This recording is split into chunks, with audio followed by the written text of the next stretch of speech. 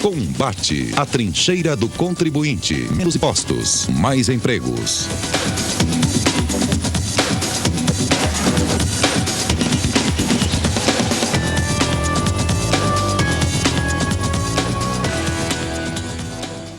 Boa noite, amigos e amigas. Estamos iniciando um novo programa Combate. Combate é um programa da Confederação Nacional de Serviços e o nosso lema é menos impostos e mais empregos. E hoje temos a satisfação de ter como convidado especial um jovem empresário, mas um líder importantíssimo do setor empresarial, que vai falar um pouquinho sobre uma proposta que esse grupo empresarial, que é o Instituto Brasil 200, né, Gabriel, da qual você é presidente, Gabriel Kanner, que vai falar um pouquinho sobre o que é esse grupo e qual é o objetivo desse grupo no sistema nosso pessimamente tributário. Muito obrigado. Roberto, por favor, você que está em Portugal, fala um pouco com a gente aqui. Gabriel, antes de você falar sobre o Instituto, eu gostaria de saber de você o grau de preocupação que a Confederação Nacional de Serviços hoje tem sobre dois aspectos. Em primeiro, o aspecto do desemprego, que é uma coisa que machuca muito todos os empresários, todos os dirigentes de confederação, esse desemprego elevadíssimo, no nível insuportável. E a segunda coisa que eu gostaria de saber, a preocupação de vocês, o nível de preocupação, é em relação ao nosso tributário aqui no Brasil, que a gente não precisa para dizer que o tributário nosso é uma completa loucura. E então eu queria saber de você qual é o grau de preocupação de vocês sobre esses dois aspectos. Perfeito, Roberto. Primeiramente, obrigado, Luiz, pelo convite. É um prazer estar aqui no programa Combate, na Confederação Nacional dos Serviços. E eu acho, Roberto, que as duas coisas estão relacionadas, né? Primeiro, em relação ao desemprego, sem dúvida, é um dos maiores problemas do país hoje. Temos mais de 13 milhões de desempregados. Acredito que estamos mexendo no que é preciso mexer para a gente resolver o problema. Primeiro, a reforma da Previdência foi aprovada em primeiro turno na Câmara. Se nós não tivéssemos aprovado a Previdência, esse número iria para 30 milhões facilmente, né? Porque ninguém vai investir num país que está prestes a quebrar. Então, a Previdência foi importante para a gente parar de sangrar, né? Começar a ter algum equilíbrio nas contas públicas. E, sem dúvida, o próximo passo, que foi o segundo ponto que você citou, é justamente a reforma tributária, né? Qualquer um que já tentou ter uma empresa no Brasil sabe a dificuldade que é para você conseguir contratar uma pessoa, né? Então, realmente é uma insanidade, é uma loucura o nosso sistema tributário. Eu costumo dizer que temos o pior sistema tributário do mundo, e dá para dizer isso sem exagero nenhum, né, Luigi? Temos o sistema mais complexo, ineficiente, burocrático do mundo. Então, realmente, isso precisa ser revisto. E, sem dúvida, o reflexo que isso causa no desemprego é enorme, né? As empresas têm uma dificuldade enorme para conseguir contratar uma pessoa. Então, não é à toa que estamos com 13 milhões de desempregados, com os empresários, os empreendedores sufocados, com uma carga tributária altíssima, não conseguindo realmente desenvolver os seus negócios. E a gente realmente tem que criar um ambiente de negócios mais competitivo e mais favorável ao empreendedor no Brasil. Então, sem dúvida, o próximo passo para a gente começar a resolver o problema do desemprego será a reforma tributária. Mas conta um pouco sobre agora o Instituto 200, qual é o objetivo e qual é o mote do Instituto? Perfeito. O Instituto Brasil 200 foi formado esse ano e surgiu do movimento homônimo, né, o Movimento Brasil 200, que surgiu no ano passado. O objetivo do Movimento Brasil 200 foi começar a juntar alguns empresários brasileiros que queriam começar a participar do processo político e começar a direcionar o país para um caminho correto, para o caminho que a gente sabe que a gente tem que seguir se a gente realmente quer se tornar um país desenvolvido. Então surgiu com um grupo inicial de empresários. Ele foi crescendo ao longo do último ano. Ano passado fizemos quase 50 eventos em todo o país, falando sobre liberalismo, sobre desenvolvimento econômico. E esse ano montamos o Instituto Brasil 200, que é um instituto de formulação de política pública, então reunimos alguns nomes da academia, fazemos a ponte com o empresariado e com o governo federal em Brasília. Né? Entendemos que os empresários, o setor produtivo de forma geral, tem a obrigação de participar do processo político e a obrigação de direcionar o país para o caminho correto, porque nós carregamos o Brasil nas costas, nós geramos empregos, né? O governo não gera emprego. Então é nossa responsabilidade realmente dar esse direcionamento. A intenção de vocês é participar ativamente no contexto dessas reformas que o governo está querendo implementar ou está tentando implementar. Exatamente. Então estamos apoiando o governo em algumas pautas importantes, fizemos um trabalho durante a reforma da Previdência, fizemos 12 eventos em todo o país, né, trazendo os empresários, fazendo reuniões com os deputados em seus estados, fizemos um trabalho de comunicação também e agora estamos totalmente focados na reforma tributária. Nós temos um projeto que vem sendo desenvolvido por nós, da CNS, já baseado num estudo feito pela Getúlio Vargas no ano 2000, está fazendo quase 20 anos, que é um projeto de desonerar o trabalho, desonerar a folha de pagamento. Como fazer isso? É uma substituição tributária hoje, os impostos sobre a folha de pagamento, que seria 20% do INSS, e mais outros penduricários que existem na folha, como salário de educação, INCRA, e o próprio Sistema S, que eu acho que não deve ser sobre a folha, o Sistema S pode ser alternativo, para que haja uma diminuição da carga tributária sobre folha de pagamento e substituída através de uma contribuição sobre alimentação financeira. Vocês o que acham, principalmente aproveitando isso, já que nós estamos falando de desemprego, e o que vocês acham? Primeiro, dessa ideia e segundo, esse imposto sobre movimentação financeira, como é que vocês veem isso? Bom, Luiz, eu acho que o imposto sobre movimentação financeira é o futuro. Eu acho que, sem dúvida, o futuro da tributação no mundo vai ser o imposto sobre movimentação financeira. Por isso que já começamos a defender a ideia do imposto único. E é claro que o imposto único é um direcionamento, né? A gente precisa seguir esse caminho, que vai ser uma forma de tributação muito mais aderente ao mundo em que a gente vive hoje.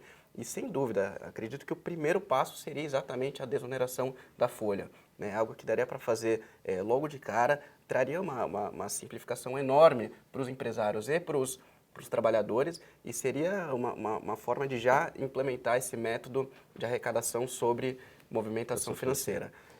Então, sem dúvida, acho que seria um primeiro passo muito importante. E aí eu queria só fazer uma rápida reflexão aqui, se você me permite, mas para defender exatamente a ideia do imposto sobre movimentação financeira. Vamos pensar numa linha histórica, né? Qual foi a última grande revolução que a gente teve no mundo, né? O grande impacto que a gente teve na economia mundial?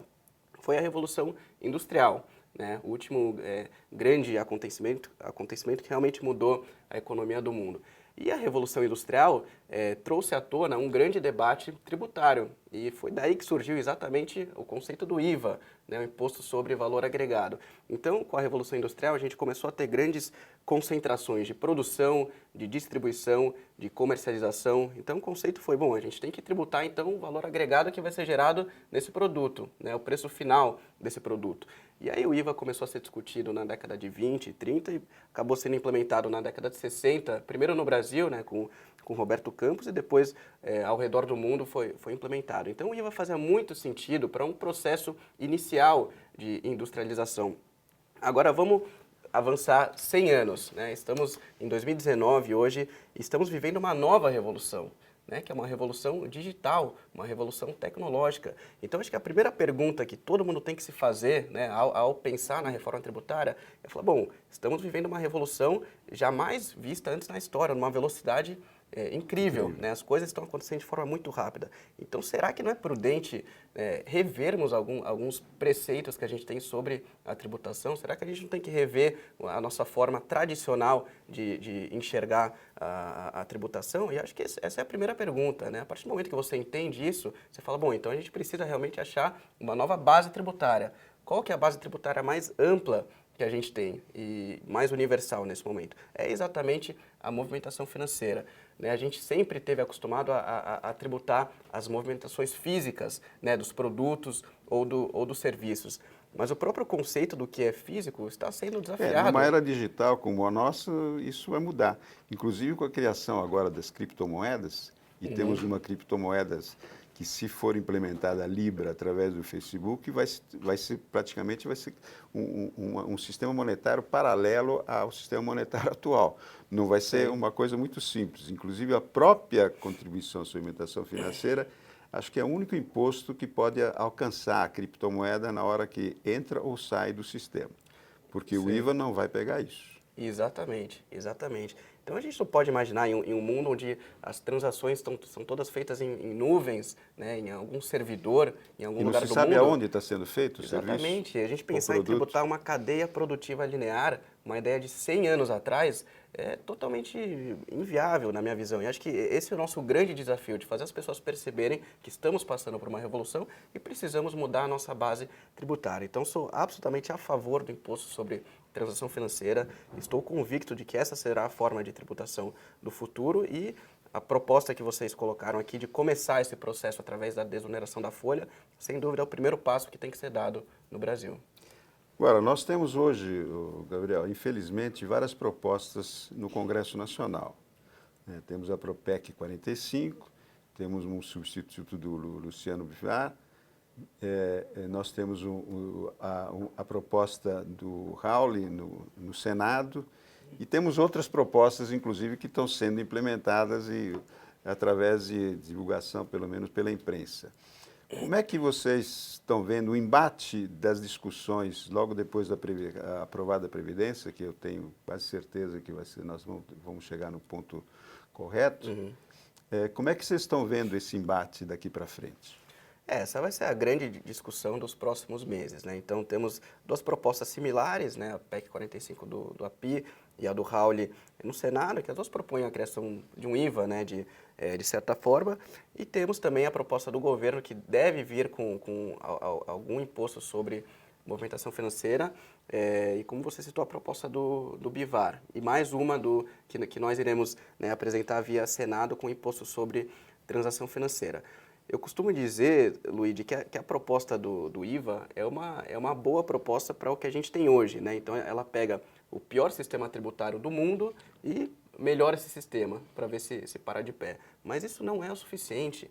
A gente está numa janela de oportunidade agora que a gente precisa realmente implementar as grandes mudanças que serão necessárias para colocar o Brasil na era da modernidade, para recuperar nossa competitividade, nossa produtividade.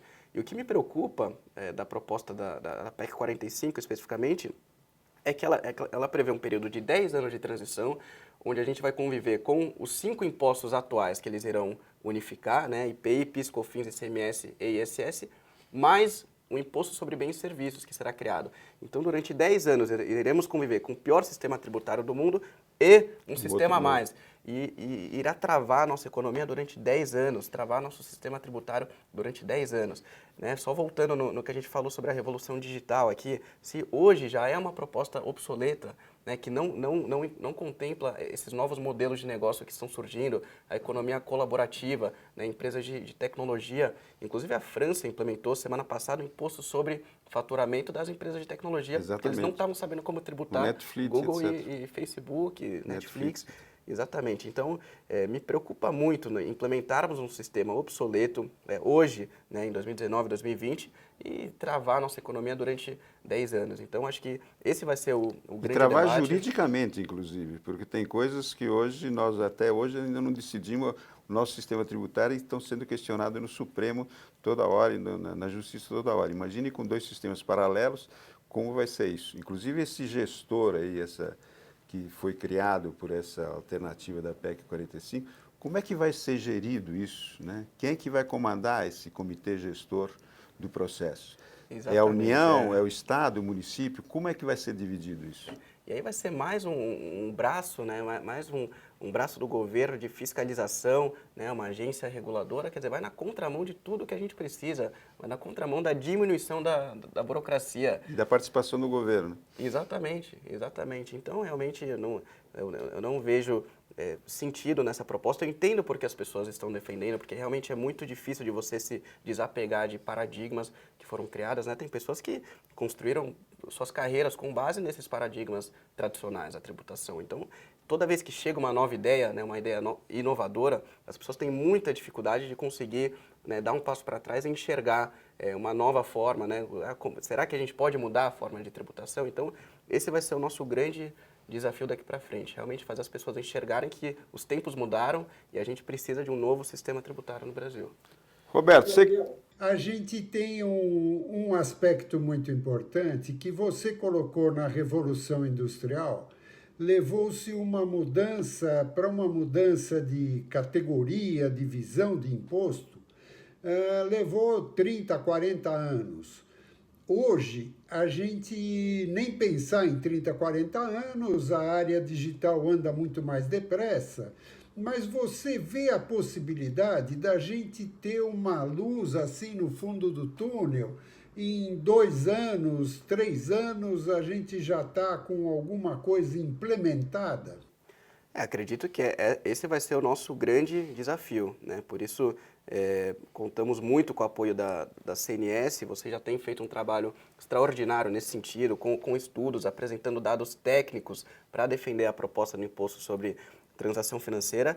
Então, durante os próximos meses, o nosso desafio e o nosso objetivo aqui junto com a CNS e com outras entidades que estão apoiando é realmente criar uma grande mobilização nacional em defesa do imposto sobre transação financeira. Semana passada fizemos um evento aqui em São Paulo, onde lançamos um manifesto chamado de Manifesto da Sociedade Empreendedora pelo Imposto Único, que a CNS apoiou, e outras 40 entidades, os mais diversos setores, serviços, comércio, indústria, varejo, educação, turismo, centrais sindicais, a UGT esteve lá com a gente. Então, realmente, o que temos que fazer agora é criar essa grande mobilização nacional. Pretendemos começar a fazer eventos em todo o país também, juntando os empresários em seus estados para defender a proposta do imposto sobre transação financeira. E eu acredito que criando essa mobilização na opinião pública, temos chance sim de implementar o imposto sobre transação financeira e de forma gradual, né? Isso vai ser um novo método de arrecadação. Então, o primeiro passo seria começar desonerando a folha. Depois vamos implementar um imposto único federal, acabando com PIS, COFINS, IPI, né? E depois, isso dando certo, podemos avançar mais sim, incluindo ICMS, né? Incluindo ISS mais para frente. Então, acho que temos que ir aos poucos, né? Primeiro implementar esse método de arrecadação, mas eu acredito, Roberto, que criando essa mobilização, podemos sim já, no início do ano que vem, acredito que esse ano ainda não será aprovada a reforma tributária, porque o debate será muito longo e havia menos urgência do que a Previdência, né, para ser aprovada. Então, eu acho que isso deve ficar para o ano que vem. Mas acredito que, criando essa mobilização, ano que vem já temos chance de implementar esse novo método de arrecadação. Ô, Gabriel, fundamental é essa mobilização empresarial. Você sente segurança, firmeza nos empresários que hoje estão se expondo, se colocando, indo à luta em relação à reforma tributária? Sem dúvida, sem dúvida. Acho que os empresários realmente estão assumindo esse protagonismo, né? Diversos empresários já começaram a dar entrevistas, né? Como o Flávio Rocha deu uma entrevista para a Folha semana que vem, vai sair com bastante destaque essa semana. Rodrigo Constantino, que não é empresário, mas é um influenciador, né? Publicou um artigo também muito favorável, né? Defendendo a ideia de revermos a nossa forma de tributação, falando sobre o imposto sobre transação financeira. Então, acredito que os empresários estão engajados, estão participando desse processo, e isso foi comprovado semana passada, né? Eu tive com 40 presidentes de entidades que subiram no palco, estava toda a imprensa lá, então quiseram realmente mostrar que estavam apoiando a proposta. Então, acho que os empresários vão ter um papel fundamental nesse processo e já estão fazendo a sua parte. Muito bom, Gabriel.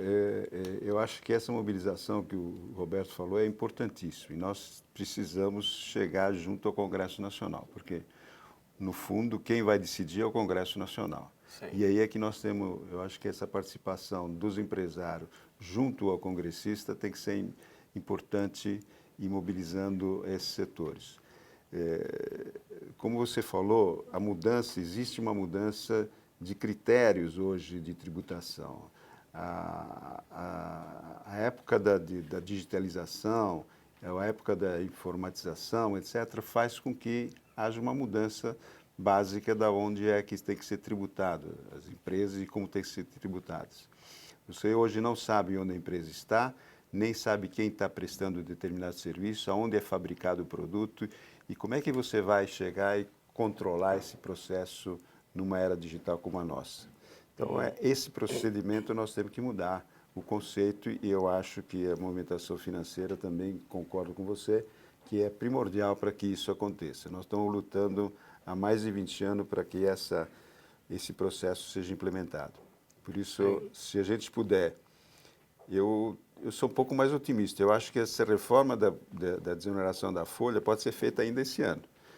Começando com isso e no ano que vem começando eventualmente com o imposto federal, o único que seria o segundo passo. Mas a desoneração, eu acho que deve ser esse ano mesmo, que seria importantíssimo para dar uma força de incentivo a um novo sistema tributário e principalmente a desoneração do trabalho.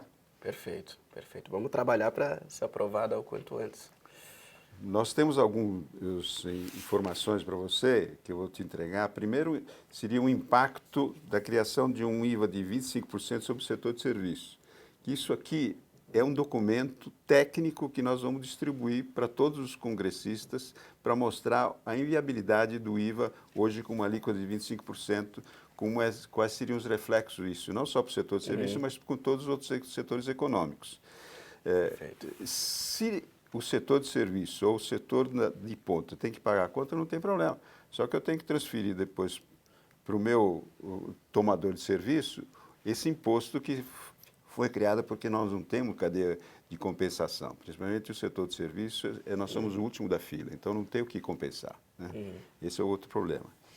Nós temos outra proposta que está sendo discutida agora pelo governo, que é uma proposta de alteração da regra de saques de remuneração do FGTS, que também faz com que aumente a poupança do trabalhador no FGTS, criando uma alternativa de saque do FGTS e criando o chamado, eu chamei de saque feliz, parece que o governo está chamando hoje de saque sob salário, né?